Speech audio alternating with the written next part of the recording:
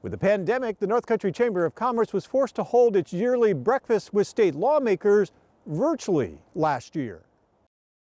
But this year, community and business leaders were back together in person this past week to hear from State Senator Dan Stec and Assembly members Billy Jones and Matt Simpson. The three covered a lot of the issues before lawmakers in Albany this session, including expanding broadband, the need for child care, and workforce development. Senator Stec is calling on Governor Hochul to eliminate taxes and fees that broadband providers are having to pay to run their fiber optic cable along state highways. This fiber tax is adding to the cost of expanding the broadband network, which is important for our health care, which is important for our economy, which is important for telehealth, telemedicine. It's increased costs from hundreds of dollars a mile to $5,000 to $7,000 per mile. Internet providers are saying, we can't afford to do that. It's a deal breaker, and that's why we're lagging.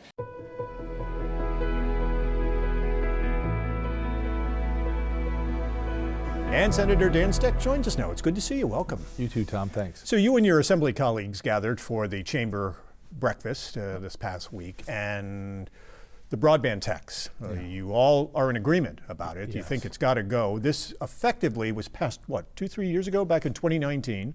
3 years ago, yep. And it puts a tax on fiber optic cable. So on state highways. On state highways. So right. Small providers looking to expand broadband in the Adirondacks and rural areas, which people want to do, are now up against this tax and also these fees from the DOT. Correct. The fiber tax for new fiber that's being run on a state highway also triggers a survey requirement. So now what, a provider may have just been able to run a fiber line down the existing poles down a state highway before for whatever the cost of literally running that line was, now has to pay a tax and has to pay for a survey. And as anyone that's ever had a land survey done, I mean, now all of a sudden something that may have cost a couple $100s to do is costing on average $5,000 to $7,000 a mile. So it's a nonpartisan issue. Anyone that represents an upstate district knows this, understands this. We've tried to get the governor to add it in her 30-day budget amendment. She did not. We're going to try to make sure it's added to the Senate and Assembly one-house budgets. No doubt it's a deterrent to the providers. They've all said, look, we're not going to lose money, and you can't blame them. We're not going to run a cable down to pick up 5 houses that we know we're going to lose money on.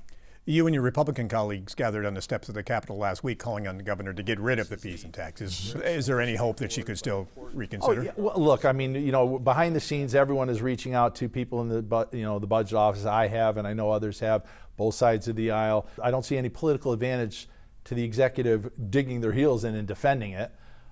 So I'm hopeful that'll go away in the budget. You were also hoping to meet with the governor or her staff or the Department of Corrections in hopes of getting them to reconsider the closing of Moriah Shock, the prison in Mineville that employs 125 people. It's one of 6 prisons closing within the next few weeks. Used to employ 125. We heard from Tom Scazafava, the town supervisor, that the plans may have been altered slightly, that the classification may have been changed to a soft closing. Is that true, and what does that mean? What he's been told is that rather than shut off the power, shut off the lights, and walk away, which the state has done before, that at least for now, they're keeping the energy, keeping the utilities to it. There's a presence there. There's going to be at least a staff member there. I think that what they're trying to do is they're trying to figure out the transition and what they want to go to. So I think they did realize, I think some of our advocacy did sink in. Look, in the middle of winter, you throw the switch on this and you let it get cold and you walk away from it without a plan, it'll start to fall apart. It'll go the other way. I mean, that's what happens to infrastructure if you don't use it.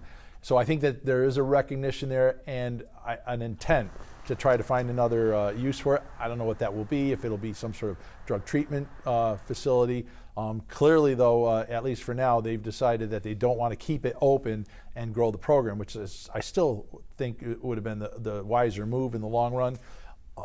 But as far as this soft closure, I don't know if that's an official designation. It just sounds like they're not going to just totally cold storage it. Any hope that it could be a sign that they're going to say, well, we may reconsider this and see the value of the shock treatment program and potentially reopen it? Well, I think there's hope in that this is a variation in their previous pattern. The previous pattern was they locked it and they walked away from it. So that they want to keep the lights on, literally, tells me that at least for now, they're trying to figure out the next steps. And that isn't something that happened in Chattagay or Lion Mountain or Mount McGregor. I think that they're trying to figure out the next steps for Moriah Shock, which is encouraging because, you know, previous administrations didn't seem to worry too much when they closed them. They walked away, they were happy to be out of there. The possibility that they could have been listening to people who are arguing that this is an alternative to traditional prisons and that this seems to be a type of treatment program that's effective. Well, you know, my advocacy on this with everyone on the second floor that I've been able to get my hands on is that, look, you know, just because you decriminalize a behavior doesn't mean that, one, the behavior goes away, and two, doesn't mean that the behavior is still not desirable. I mean, you know, we've got drug and alcohol, substance abuse problems that are leading to crime. And crime is a slippery slope. You know, you start with the small stuff, and there's a tendency to, you know, to graduate to the more serious stuff. And why wouldn't you want to nip it in the bud? Why wouldn't you want to get people help? The need is still there. You know, we've got a drug and alcohol crisis in the state. We've had for years. It hasn't gotten any better. There are other populations that could benefit from this. Counties, county jails. Why not redevelop a program, maybe at Moriah Shock, where you could send county inmates there, give them the same kind of incentives. Hey, instead of doing 9 months in the county jail system, you're going to get 3 months. But oh, by the way, it's going to be 3 months of, we're going to clean you up, we're going to scare you straight, we're going to do all the discipline, everything, a mini shock program. Why not do that? And, you know, and treat the drug and alcohol abuse problem. School vacation week is next week. Do you think it's likely that Governor Hochul is going to lift the mask mandate for schools beginning the first week in March when the kids head back from their winter break? Well, that is what she said a week or so ago when she revisited the indoor mandate for everybody else. The governor said she wanted to see what happened the week after the vacation week. I don't think it's necessary. I said that at the breakfast, you know, and I think that my colleagues and I were all more or less on the same page. You know, the masks aren't necessary now. But you know, if the governor said, I want to see what the data is when they come back from vacation, okay, based on that, I can't imagine her deciding to keep them unless the data shows something, you know, surprising. I would think that in early March the school masks will go away.